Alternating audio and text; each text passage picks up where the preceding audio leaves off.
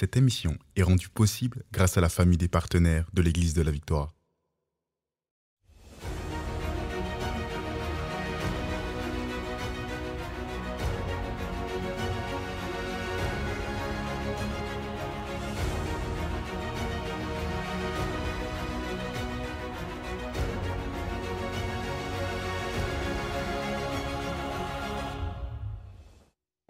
Il partit.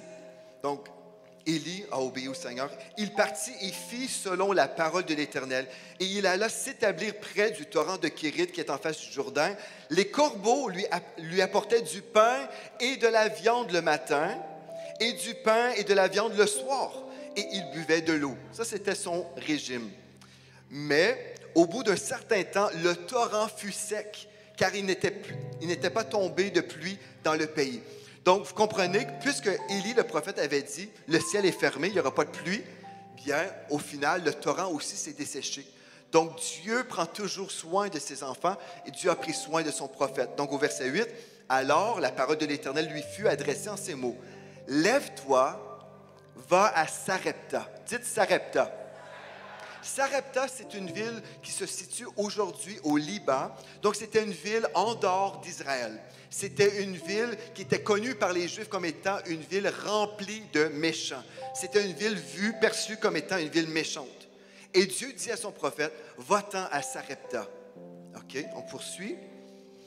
Qui appartient à Sidon, et demeure là. Voici, j'ai ordonné à une femme veuve de te nourrir. Donc, au départ, Dieu avait choisi les corbeaux, mais maintenant, Dieu a dit, va-t'en dans cette ville méchante de Sarepta. J'ai ordonné à une petite veuve de te nourrir.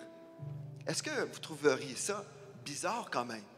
Dieu, mais pourquoi tu as choisi une petite veuve pour me nourrir? Une veuve? Ben, si c'est une femme mariée, avec un mari qui a beaucoup de finances, je ne sais pas trop, mais Dieu envoyait le prophète Élie pour aller se ressourcer, pour aller manger, pour survivre, grâce à une petite veuve dans un pays méchant. Trouvez-vous les stratégies de Dieu sont spéciales? C'est spécial quand même. Parce que notre raisonnement, ça ne serait pas comme ça. Nous, on dirait, ben, mon prophète, je vais t'envoyer voir des rois et puis voilà, tu vas te faire nourrir comme ça. Non, mais Dieu avait ordonné à une petite veuve de le nourrir. Au verset 10, il se leva et il alla à Sarepta. Donc, encore une fois, Élie a été obéissant. Comme il arrivait à l'entrée de la ville, voici, il y avait une femme veuve qui ramassait du bois. Déjà, vous pouvez voir la scène. Il arrive dans la ville et puis il y a une petite femme, elle est là en train de ramasser des petites branches. Pourquoi? Bien, on va voir la suite. Il l'appela et dit, « Va me chercher, je te prie, un peu d'eau dans un vase afin que je boive. » Donc ça, ce n'est pas une requête trop compliquée. Le prophète demande à la femme, « J'aimerais savoir un verre d'eau, j'ai super soif. » Donc la femme, qu'est-ce qu'elle va faire? Bien, au verset 11, et elle alla en chercher, et là, il l'appelait de nouveau. Déjà, pensez-y, si on est dans un temps de sécheresse, juste un verre d'eau, ça peut être coûteux. N'est-ce pas vrai, ça? Gloire à Dieu. On n'est pas dans la sécheresse. Mais déjà là, il faut se mettre même dans la tête, dans la pensée de la femme. Donc, c'est un temps de sécheresse, c'est vraiment compliqué. Et là, le prophète arrive et il veut avoir de l'eau. Et là, ensuite, comme elle a été obéissante, Élie continue. Il appela de nouveau et dit, « Apporte-moi, je te prie, un morceau de pain dans ta maison. » Là, cette femme, une pauvre veuve, il lui demande, « J'ai besoin d'un sandwich, un morceau de pain. » On poursuit. Et elle répondit, « L'Éternel, ton Dieu, parce qu'elle n'était pas juive, elle ne faisait pas partie de l'alliance d'Israël, mais c'était une femme qui faisait partie du peuple gentil, donc païen. Elle dit, « L'Éternel, ton Dieu est vivant, je n'ai rien cuit. Je n'ai qu'une poignée de farine dans un pot et un peu d'huile dans une cruche. » Avez-vous déjà été comme cette femme-là qui dit, « Ben, je m'excuse, mais j'ai rien là. J'ai juste un petit peu de farine dans un pot, un petit peu d'huile. C'est tout ce que j'ai là. Et voici, je ramasse 2 morceaux de bois, puis je rentrerai et je préparerai cela pour moi et pour mon fils. Nous mangerons, après quoi nous mourrons. » Imaginez là, la situation terrible de cette femme. Un étranger, un prophète arrive comme ça, lui demande à manger. Mais elle-même, elle dit, il me reste juste assez de farine et juste assez d'huile pour que je me fasse un dernier petit pain que je vais partager avec mon fils. Ça va être notre dernier repas, puis après, on va mourir. C'est notre fin, il n'y a plus d'espoir. Avez-vous déjà été peut-être dans une situation où il n'y avait plus d'espoir pour vous? Vous étiez là, puis on dirait que c'était juste des murs. Il n'y avait pas d'espoir. Je ne sais pas comment je peux survivre telle situation. Et cette femme-là, elle était rendue à la fin, au bout d'elle-même. Elle avait tout fait. Et là, aujourd'hui, il restait juste un petit peu de farine et un petit peu d'huile pour survivre. Là, c'était le moment où Dieu mettait sa foi à l'épreuve, où on verrait quelle sorte de femme elle était. Pensez-vous, le prophète, un vrai prophète de Dieu, qui entendrait ça d'une petite veuve, qui lui dirait, j'ai plus rien, là. J'ai de la farine, j'ai de l'huile. Et le prophète, humainement parlant, on dirait, le prophète aurait dit, écoute, je m'excuse, je te demande pardon, j'aurais dû être plus sensé que ça. C'est vrai, tu es une pauvre veuve, puis c'est vrai, ça n'a pas d'allure, là. Regarde, on va aller voir tes voisins, on va aller demander s'il y a quelqu'un qui peut t'aider, là. Non, c'est pas possible que tu meurs de faim comme ça, là. Je trouve que tu fais pitié, toi et ton fils, c'est ton dernier repas. Je ne comprends pas pourquoi Dieu m'a envoyé ici, franchement, là. Dieu s'est trompé, hein? Est-ce que c'est ça qu'il a fait? Mais humainement, trouvez-vous, on dirait, là, c'est exagéré, prophète de Dieu. Imaginez aujourd'hui, dans les médias, les réseaux sociaux, le prophète Élie réclamait un dernier repas d'une pauvre femme en train de mourir de faim. Quel homme abusif, quel homme profiteur qui ferait une chose semblable. Est-ce qu'on serait capable de juger Élie aujourd'hui en disant, ça n'a pas d'allure, qu'est-ce que tu fais là, lui demander ça? Savez-vous pourquoi il a demandé à la femme ce dernier repas? Parce que Dieu lui avait parlé. Amen. Donc quand Dieu parle, l'opinion des hommes ne compte pas. Amen. Alléluia. Donc, est-ce que cet homme de Dieu, est-ce que le prophète a été ébranlé par la situation de la veuve? Peut-être humainement, le texte ne le dit pas, mais peut-être humainement, il se sentait Peut-être humainement, il se sentait comme ceci. Mais Élie lui dit, ne crains point, fais comme tu as dit, va préparer le repas, là. Seulement, prépare-moi d'abord avec cela un petit gâteau et tu me l'apporteras. Tu en feras ensuite pour toi et pour ton fils. Wow! Là, c'est pire. C'est pire. C'est pas politically correct. C'est que, non, là, il dit, ne crains rien. Écoute, prends soin de moi premièrement. Donne-moi à manger. Moi, je vais boire, je vais manger. Après, ça sera ton tour. Trouvez-vous que Élie est encore pire aujourd'hui, là? On dirait que c'est encore pire qu'avant. Au moins, la raison, on dirait, au moins, mange, on va manger ensemble, on va manger chacun un petit coin, là. Non, c'est comme, je vais me nourrir premièrement, après, ça sera ton tour. Wow! Pourquoi comment ça, il a osé poser une chose, ou lui demander une chose semblable? Au verset 14, « Car ainsi parle l'Éternel, le Dieu d'Israël. » Là, Dieu avait parlé. « La farine qui est dans le pot ne manquera point, et l'huile qui est dans la cruche ne diminuera point, jusqu'au jour où l'Éternel fera tomber de la pluie sur la face du sol. La farine et l'huile ne manqueront point. » C'est ça qu'il a dit. « Écoute ma parole, la farine et l'huile ne manqueront point. » Là, elle était devant une décision. Sa survie, la survie de son enfant ou la parole de Dieu. Qu'est-ce que je fais? Est-ce que j'écoute le prophète des Juifs, elle qui n'était même pas de cette alliance-là? Imaginez, la parole de Dieu ou la mort certaine. Elle était devant ce défi-là. Bien, au verset 15, elle alla et elle fit selon la parole d'Élie. Et pendant longtemps, elle eut de quoi manger, elle et sa famille, c'est-à-dire toute sa parenté, ainsi bien qu'Élie. Tout le monde a pu manger lorsqu'elle a obéi par la foi à la parole de l'Éternel. Au verset 16, la farine qui était dans le pot ne manqua point et l'huile qui était dans la cruche ne diminua point selon la parole que l'Éternel avait prononcée par Élie. Alléluia. Remarquez que le miracle de la veuve s'est produit uniquement après son pas de foi. son pas de foi d'obéissance, pas avant. Le miracle s'est produit lors du pas de foi, pas avant. Gloire à Dieu. Gloire à Dieu. Et des fois, on pourrait dire, mais Seigneur, pourquoi tu n'as pas fait un miracle avant? Cette femme-là était au bout. Pourquoi tu n'es pas intervenu avant? Comment ça t'a permis toute cette scène-là, Seigneur? Pourquoi?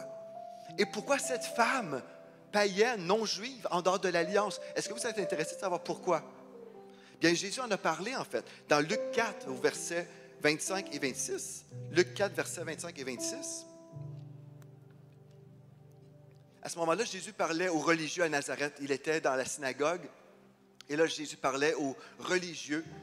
Jésus a dit, je vous le dis en vérité, il y avait plusieurs veuves en Israël du temps d'Élie, lorsque le ciel fut fermé 3 ans et 6 mois, et qu'il y eut une grande famine sur toute la terre.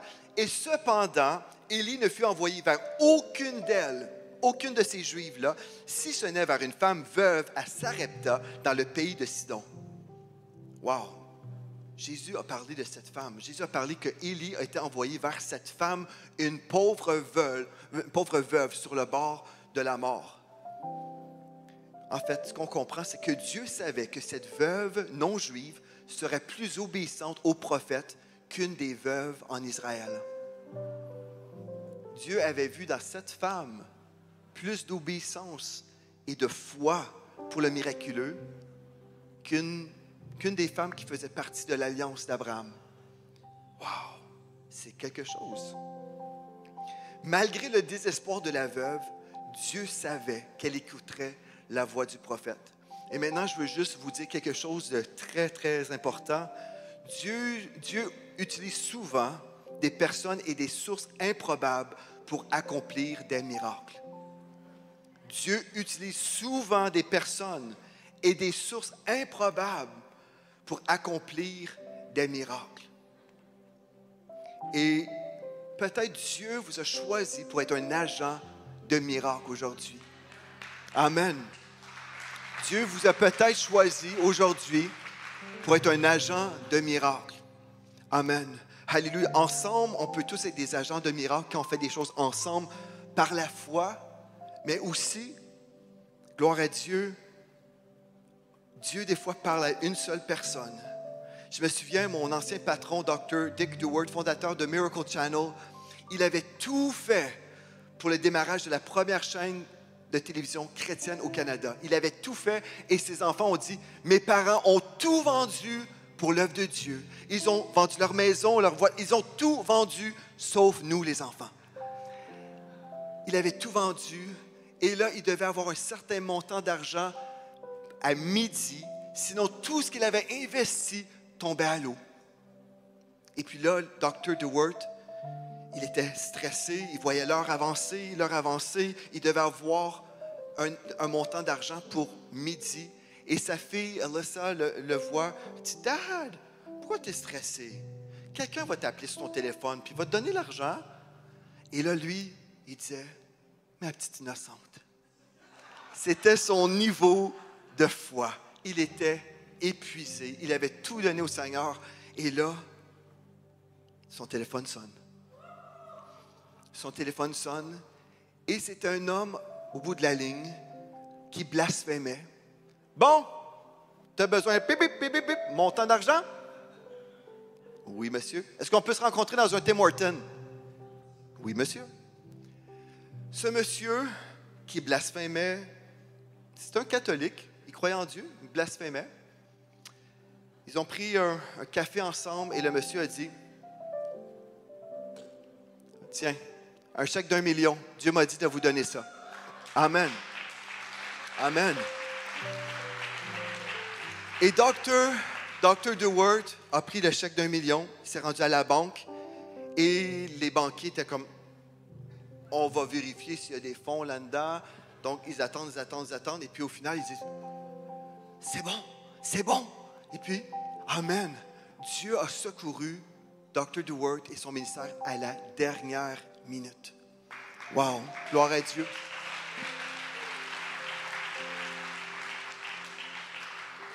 Et c'est alors qu'ils ont choisi le nom Miracle Channel, parce que c'est un miracle de Dieu. Il y a eu un miracle à Sarepta, il y a eu un miracle à Lethbridge. Et je déclare, il y a un miracle qui se produit aujourd'hui à Cowansville. Amen. Alléluia. Gloire à Dieu. Quand j'étais à l'école biblique en Louisiane, dans le sud des États-Unis, j'étais là-bas et j'avais 18 ans environ, là.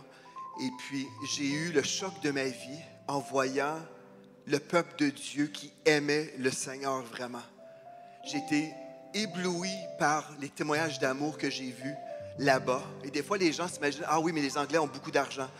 Détrompez-vous, ce n'est pas forcément le cas. Des fois, il y a des gens qui peuvent donner des gros montants, mais par notre expérience, j'aimerais vous dire, tout ce qu'on a vécu, c'est par des dons de toutes sortes de montants, mais jamais 1 million encore. Et c'est toujours des personnes qui ont donné de cœur avec ce qu'ils pouvaient. Bien, j'étais là-bas, en Louisiane, dans une réunion qu'on appelle un camp meeting. Le pasteur a dit à tout le monde, écoutez, l'Église est dans un besoin, le ministère est dans un besoin, et puis si vous avez à cœur de semer pour les besoins de cette maison, semez. Et il y avait le frère et son épouse qui étaient là, et puis c'était vers la fin de la réunion, et puis ils ont commencé à lire les chèques. Moi, j'étais assis dans l'Église, comme vous, et là, j'ai vu, vous connaissez historiquement, venant du Québec à l'époque, moi, j'avais juste vu des dons de 20 $, où les gens donnaient des 20 $ par mois, puis c'était tout. Et là, la sœur prend le chèque premier. $10,000 will praise the Lord. Hallelujah. 10 000 $. Mais merci Seigneur, gloire à Dieu. $25,000, $50,000. Et elle prenait tous les chèques dans le panier. Et j'étais comme, wow! Mais c'était des gens qui étaient prêts à se sacrifier pour l'œuvre de Dieu. Wow! J'ai vu ça dans ma jeunesse. Et les modèles de foi que j'ai eus, que ce soit le pasteur là-bas en Louisiane, que ce soit avec Dr. DeWort, j'ai vu des modèles de foi, des gens qui étaient prêts à tout par amour pour Dieu. Ils étaient prêts à marcher sur l'eau par la foi, par amour pour Dieu.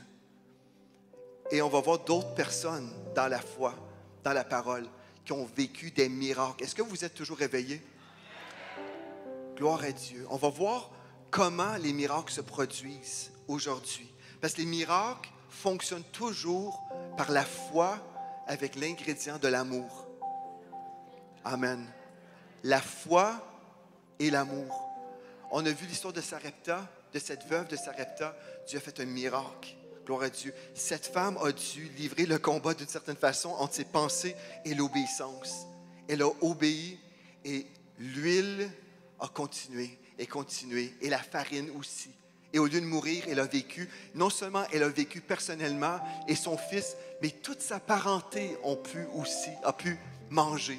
Donc elle est devenue une source de bénédiction pour les autres. En plus, c'est un miracle à Sarepta. Au lieu de mourir, vivre est une source de vie pour les autres. Amen. Galates 5,6 nous dit ceci dans la version Sommaire. Car pour ceux qui sont unis à Jésus-Christ, ce qui importe, ce n'est pas d'être circoncis ou incirconcis, c'est d'avoir la foi, une foi qui agit par amour. Donc, une foi qui agit par amour. J'aimerais vous parler pendant quelques instants de l'amour pour Dieu, qui est à la base de la foi, qui est à la base des miracles. Amen. Si on va ensemble dans Marc, chapitre 12, au verset 41. Marc 12, 41. Ici, on voit Jésus. Jésus, au verset 41, dans Marc 12, Jésus s'étant assis vis-à-vis du tronc, regardait comment la foule y mettait de l'argent. Ceci veut dire, il y avait le tronc, où les gens venaient donner pour la maison de Dieu. Et Jésus a pris la décision de s'asseoir à côté du tronc et de voir tout ce que les gens donnaient. Trouvez-vous ça spécial? Imaginez, là, Jésus était comme ça. Certains diraient, c'est intimidant, là. Mais Jésus, s'étant assis vis-à-vis du tronc, regardait comment la foule y mettait de l'argent. Plusieurs riches mettaient beaucoup. Il vint aussi une pauvre veuve. Ah non, encore une veuve? Encore une veuve. Elle y mit 2 petites pièces faisant 1/4 de sou. Jésus a vu cette pauvre veuve. Alors Jésus, ayant appelé ses disciples, leur dit, je vous le dis en vérité, cette pauvre veuve a donné plus qu'aucun de ceux qui ont mis dans le tronc, car tous ont mis de leur superflu. Dites superflu. Les autres ont donné de leur superflu. Mais elle a mis de son nécessaire, tout ce qu'elle possédait, tout ce qu'elle avait pour vivre. Wow! Ce Jésus, ce Élie sont extrémistes? Trouvez-vous, humainement parlant? Trouvez-vous, humainement parlant, que Jésus ferait la manchette aujourd'hui? Gloire à Dieu. En fait, on voit ici un amour extravagant pour la maison de Dieu. C'est ça qu'on voyait dans cette histoire. Et Jésus, s'étant assis vis-à-vis du trône, regardait comment la foule y mettait de l'argent. En fait, Dieu, semblerait-il, se cherche toujours des gens qui l'aiment vraiment. Dieu cherche des gens qui l'aiment vraiment. Dire « j'aime Jésus », c'est une chose qu'on peut dire, mais aimer Jésus, c'est autre chose. Aimer Jésus et vivre pour lui, vraiment, vraiment l'aimer, c'est autre chose. Combien de personnes disent « j'aime Dieu », ils détestent leur prochain?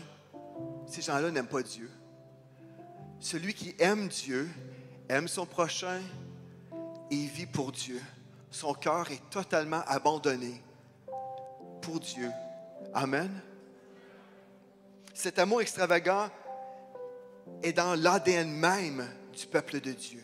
Ils se sont dit, c'est spécial, cet amour pour Dieu se retrouvait dans la vie de cette petite femme, une pauvre veuve. Mais en fait, cet amour de Dieu fait partie de l'ADN même des citoyens de Dieu, du peuple de Dieu.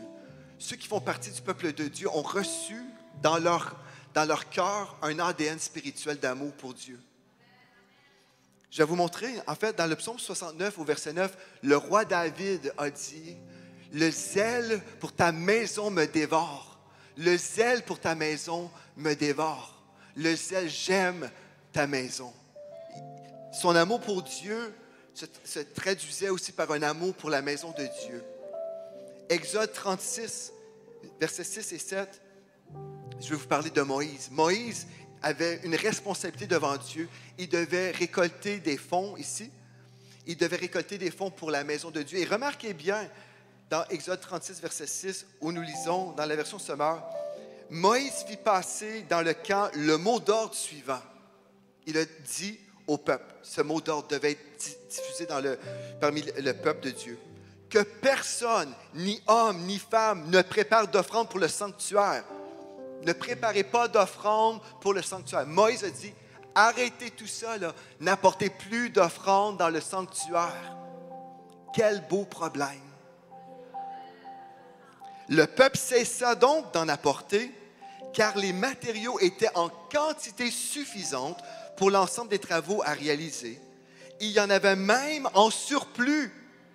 Wow! Ça, c'est un amour pour Dieu, un amour pour la maison de Dieu. Moïse a dit, arrêtez, là, on a en masse. Wow! J'aime ça. Et je prophétise que je vais faire ça un jour. Amen. Cet amour extravagant est aussi sacrificiel. Sacrificiel. Vous savez, nous sommes sauvés par la grâce, par le moyen de la foi. Cela ne vient pas de nous, c'est le don de Dieu. Ce n'est point par les œuvres, afin que personne ne se glorifie. Nous savons que le salut, le ciel, c'est gratuit. On n'a rien à gagner. On ne peut pas rien donner à Dieu pour être sauvé parce que c'est gratuit. Amen. Mais une fois sauvé, savez-vous ce que Dieu aime? Dieu aime être aimé. Dieu aime être aimé par ses enfants. Amen. Dieu aime l'amour. Dieu est amour et puis il aime ça lorsqu'on l'aime. Et des fois, je me suis posé la question, j'ai dit, Seigneur, mais pourquoi on n'a pas eu un seul don pour tout payer d'un seul coup pour cette maison? Pourquoi c'est venu un petit peu, par petit peu, par petit peu? Seigneur, pourquoi? Et Dieu a attiré mon attention sur ce texte. Est-ce que vous voulez venir avec moi dans 2 Samuel 24? Et voici ce que Dieu nous révèle dans sa parole. Il y avait une plaie dans le pays et le roi David voulait offrir à l'Éternel un holocauste pour que cette plaie puisse disparaître. Il voulait faire un sacrifice. Vous êtes bénis par les messages révolutionnaires de l'Église de la Victoire. Prenez part à cette œuvre qui transforme des milliers de foyers en visitant dès aujourd'hui semer.ca. Devenez un partenaire mensuel ou un bâtisseur ou paramétrez vos dons de façon automatique en toute discrétion et sécurité. 100% de ce que vous semez sert à annoncer l'Évangile. Merci de croire avec nous. Semer.ca